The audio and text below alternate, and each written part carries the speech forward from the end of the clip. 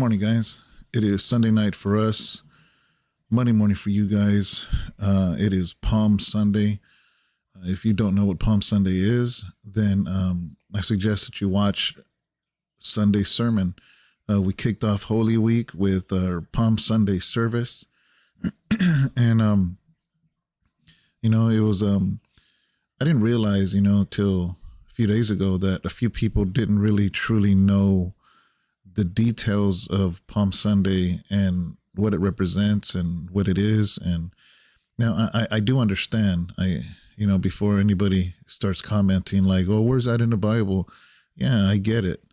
There's a lot of things that we do that aren't in the Bible, but they become tradition. And if you know this channel, then you understand that tradition, there's nothing wrong with tradition as long as it doesn't veer away from the essential things and salvation of Jesus Christ.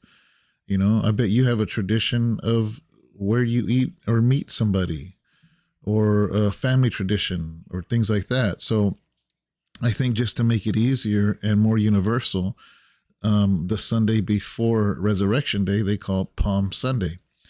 And it's something that I learned to appreciate when I was incarcerated. I grew up in a Pentecostal home, a Spanish Pentecostal, not home, church. Yeah, well, home. My parents, my mom got saved when I was 5. My dad got saved when I was 8. My uncle is a Pentecostal pastor. He was a preacher. My other uncle was a Pentecostal worship leader. So that's what we were around, and I think naturally, because most people that go to Spanish churches come out of a Catholic background. And you got to understand that the Catholic Church is full of tradition and full of things like Ash Wednesday, communion. Well, no, I don't even know, guys. I'm not Catholic. But like they'll, Palm Sunday, or they call it Passion Week,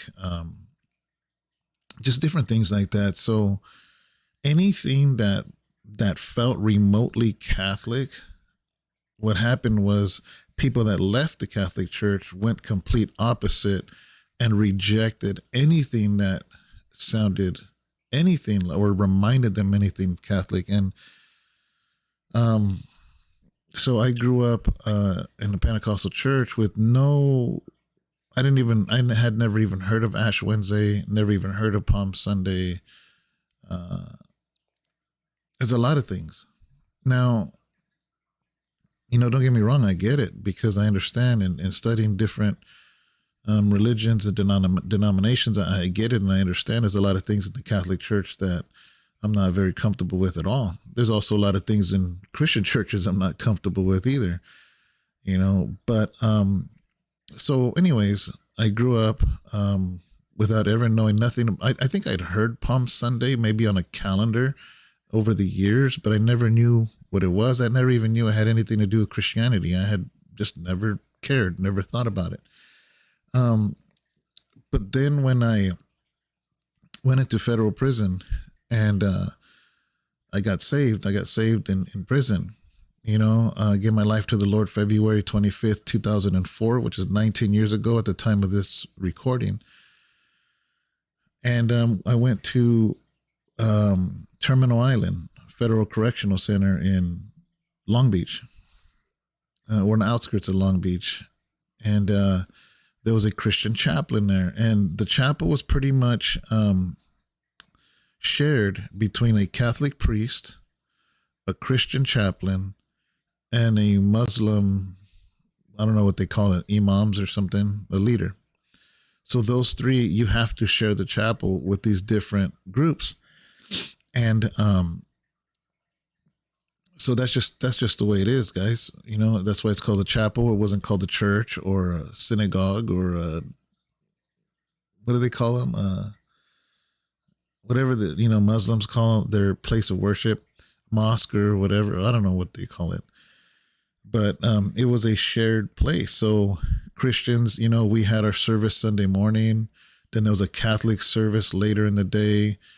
I think the Muslims went there on Friday And then the Jewish went there in a certain. So actually, the Jewish too, they didn't have anybody leading them, unless I don't know, maybe they had a volunteer that came in. I have no idea. I'm not sure, but anyways, it was a shared place. But the Christian chaplain, even though he was a Christian chaplain, as you know, there's many denominations.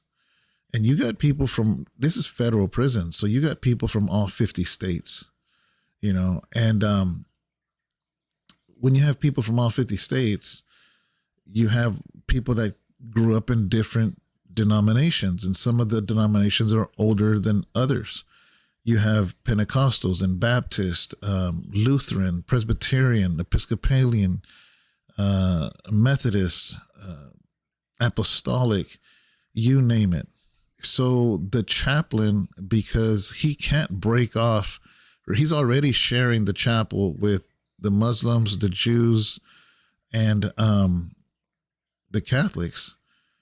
So he can't split off even more. So when he preached or taught on Sundays, he had to preach in a very generalized way. He couldn't really get into the doctrine of things because you just can't do that, guys, because I get it. You can't. You are the chaplain of all the denominations at this prison. So I never did I expect him to preach apostolic or Pentecostal or non-denominational or whatever.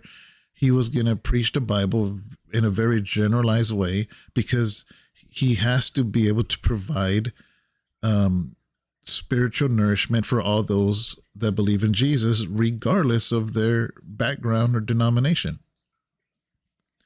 So because of that, because many older Christian denominations that, back when a lot of the churches, the Great Reformation, a lot of churches came out of the Catholic Church, and you had like the older ones, the Lutheran Church, and then in England, the Anglican Church, Presbyterian, like a lot of these older ones, they were very similar to the Catholic Church, other than like they didn't have a pope.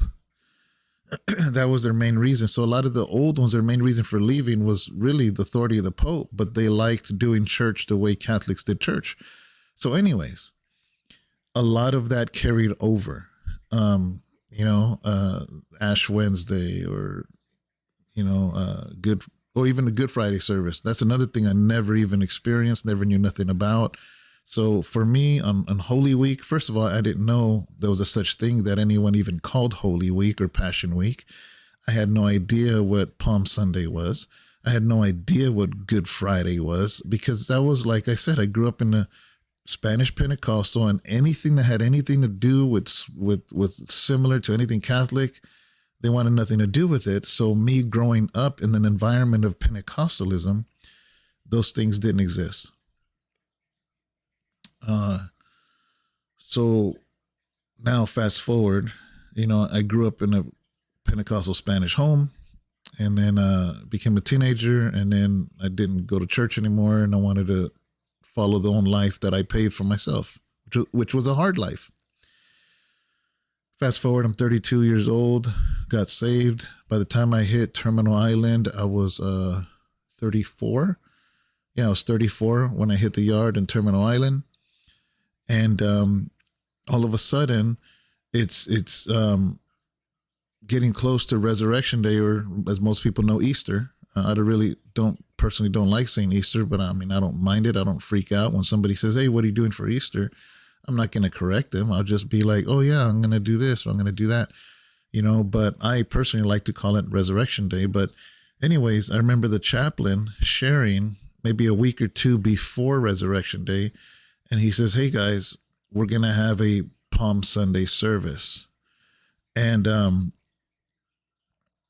was like, "What is that?" And then it's cool because he took these palm leaves, and he showed us how to you make strips out of them, like these long strips, and then you make a cross out of the strip. And he showed us how to do it. And then he gave all the inmates a little cross, and it was the coolest thing. And I was like, wow, this is awesome. Because you got to understand, in prison, you can't go to the Christian store and buy a cross. You can't buy a little wooden cross. You can't. So to when the chaplain handed us these crosses made out of palm leaves, that caught my attention. And then when he preached about Palm Sunday, I was like, why do I not know about this? This is beautiful.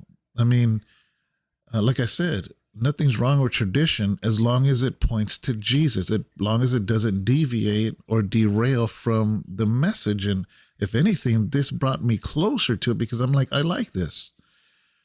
So from that day forth, I have always acknowledged Palm Sunday, and every year that I was incarcerated. And then when I went, so I was there for two Easters or Palm Sundays or Resurrection Day, whatever you want to call it, in Terminal Island.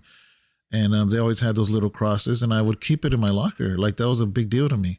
So then when I went to Atwater for my last 2.5 years, we had palm trees out there. So I kept that tradition going.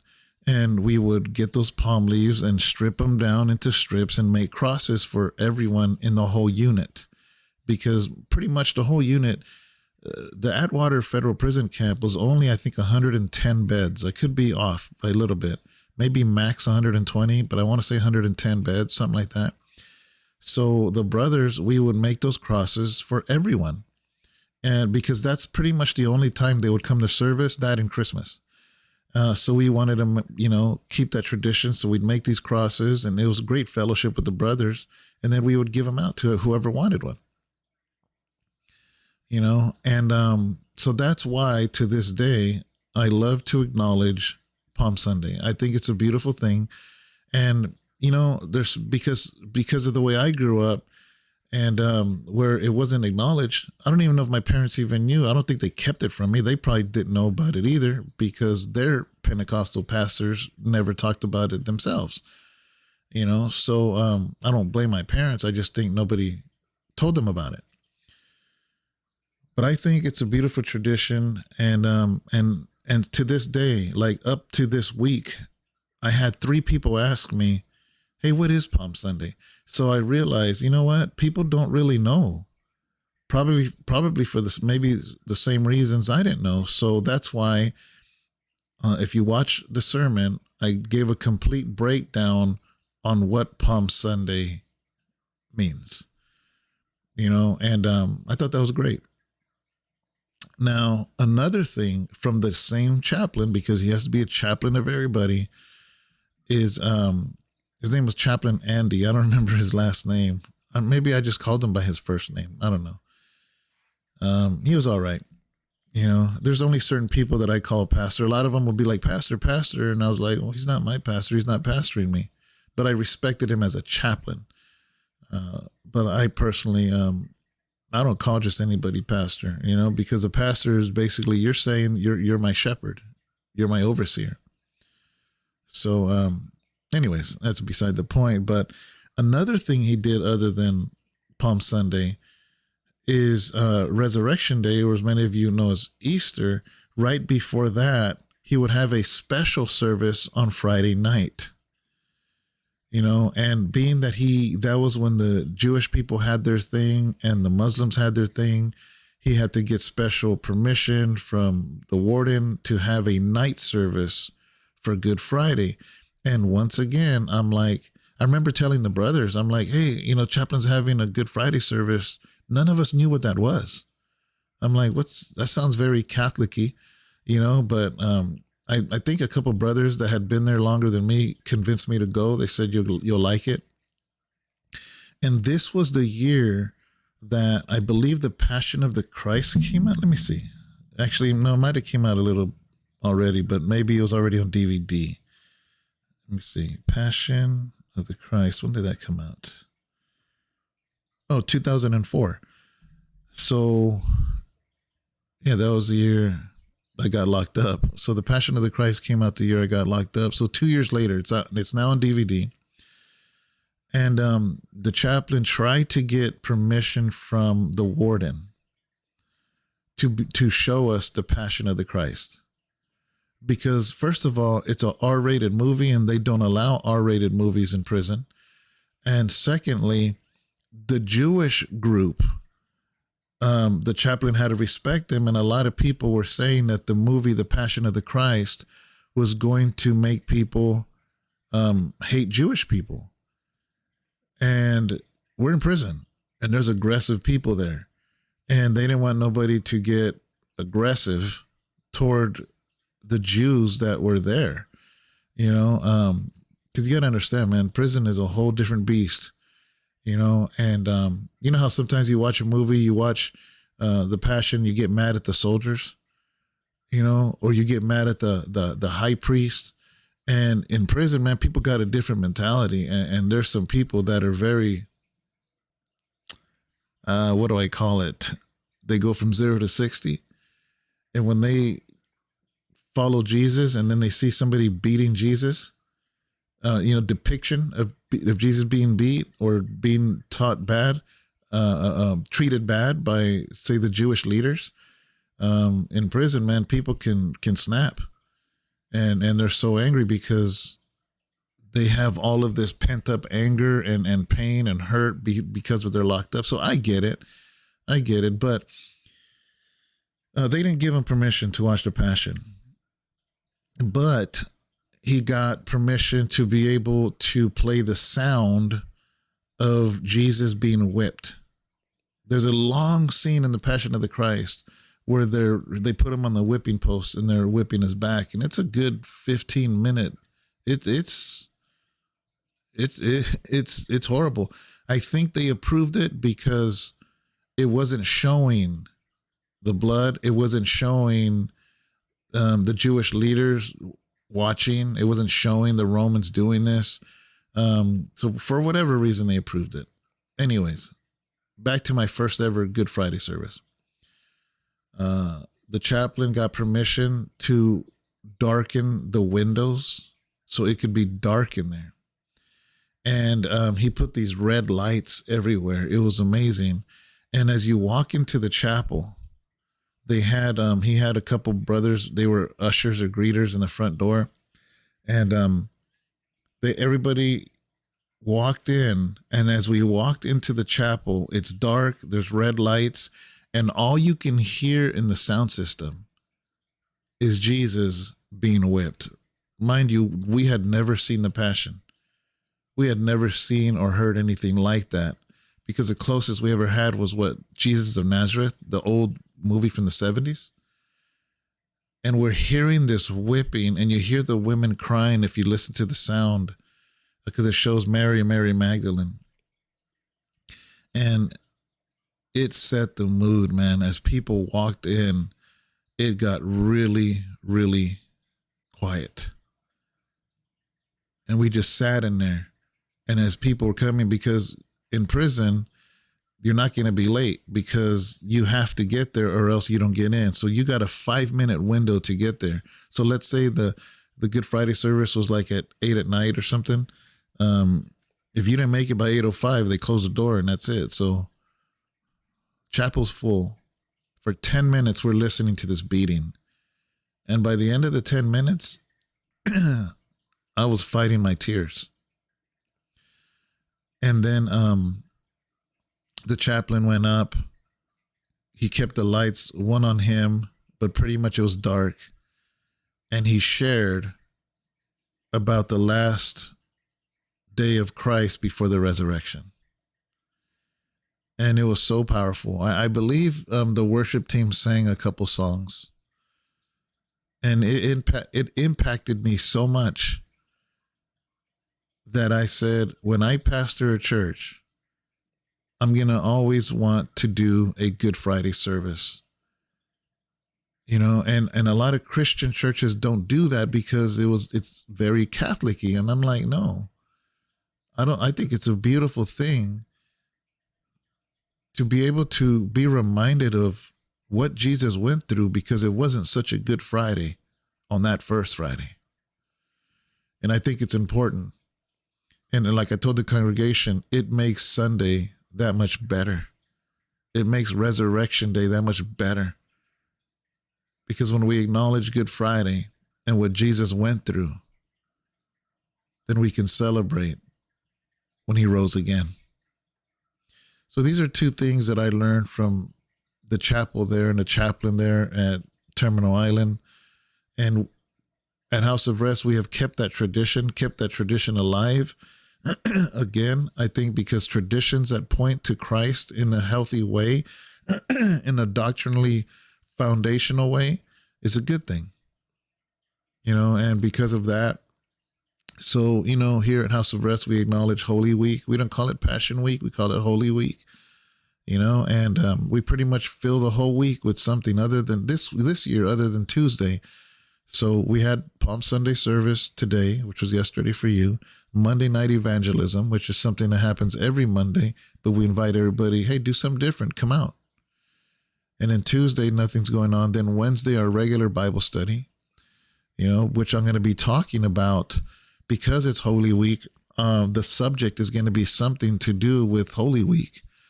And then Thursday, Pastor Al's going to have his Bible study at 7:00. And then on Friday is our, Good Friday service.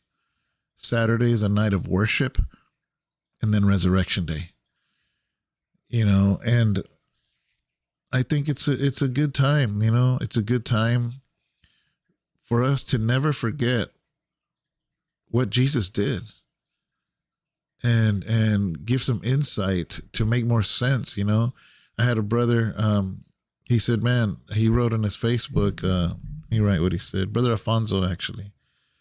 Let me see, what did he say? Because he went to service, and he said, felt so good to go to church today. The story of Jesus riding a donkey has always intrigued me, but the history that was preached behind all that was so awesome.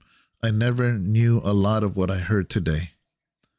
And that's what I wanted. To be able for people to understand the importance of the triumphal entry of the Messiah on a donkey as he came into Jerusalem, and man, it was just good. I love the fact that I get to hear and see comments of people that they got something out of it. They learned something out of it, because that's what it's all about. That's what it's all about.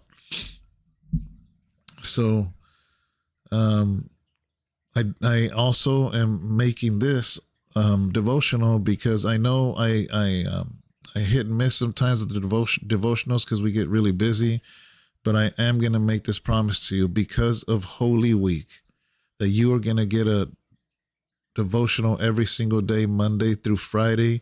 That is a priority. That is very key to me. I think it's important. And so I just wanted to do this video to kind of lay the foundation for the whole Holy Week. And I think it's a beautiful thing if you, in your own way, in your own home, to celebrate Holy Week, acknowledge it, read about it, go to the Gospels, read it to your children, read it to yourself of that last week. Find in the part where it says he entered into Jerusalem on the donkey, and read it. Maybe in Matthew, find it where he enters at the donkey with Matthew, and read all the way to his resurrection. And then on Tuesday, read Mark from the triumphal entry, and then Luke, and then John. Read all four. Maybe do something like that, and that way you make it a part of what you do, and maybe it becomes a tradition for you, because we all need reminding of what our Savior did for us. And I think that's very key and very, very important, guys. So with that, I'm going to let you guys go. God bless you. Thank you so much for watching this, for spending time on this channel. Couple things real quick. I'll say it at the end. This is the end of the devotional, so if you want to click out, you can. But for those of you that are interested in a little bit more about our channel, we have a store on the channel that there's mugs, there's t-shirts, there's sweaters that you can order directly from the YouTube store there. That's a way to support. Another way to support is to subscribe to this channel. And that way you get notifications every time we do a video. Another way to support is 4 things: is hit like, leave a comment, subscribe and share this video. Share this video with 2 or 3 people that maybe don't know about Holy Week or don't know about why we acknowledge Palm Sunday or Good Friday, or, let it be a good way to explain. And another way to support is to become a member of this channel, meaning there's a monthly support. And by being a monthly supporter of this channel, you go to our channel, hit join, and that gives you access to videos that are not public. It gives you little emojis. It puts a little cross next to your name, and that way it lets me know when I'm live. It lets me know when somebody comments. When you comment, it lets me know that you're a member. That way I can acknowledge you and thank you, personally. So that's another way, guys. So anyways, our website is www.houseofrestchurch.com. To support the church at House of Rest, you can go on the website and you can support it through PayPal, through a debit card, through Venmo, or through Cash App. And but anyways, guys, at the very least, it doesn't cost anything to hit like and leave a comment, or subscribe, or share the channel or the video. So anyways, guys, God bless you. Thank you so much, and see you tomorrow.